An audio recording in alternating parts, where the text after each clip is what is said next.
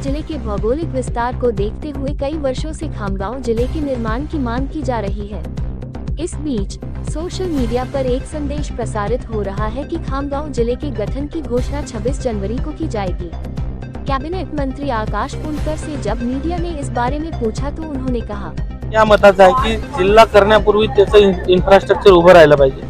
आज खामगावसाठी आम्ही त्याच्या मागे लागलो आहे। आज खामगावमध्ये आपण पाहिलं असेल आरटीओ कार्यालय आपण पूर्ण केलं, MH56 ही ओळख आपल्याला आली। आज एक्साइज ऑफिस तिथे त्या ट्रेझरीचं काम आपण पूर्ण केलंय। SP ऑफिसचा आपण प्रस्ताव पूर्ण तिथे नेऊन ठेवलाय। जिल्हा सामान्य रुग्णालय 300 बेडेड केलाय, ज्याच्या अर्थाने त्या सामान्य रुग्णालयाच्या दर्जाचं बनते आहे। त्यामुळे अशा ज्या बेसिक गोष्टी आहेत त्या पहिले आपण पूर्ण केल्या पाहिजे। त्यामुळे ज्या दिवशी जिल्हा निर्मितीचा विचार सरकार करेल त्यात सर्वात नंबर 1 वर खामगाव जिल्हा राहील।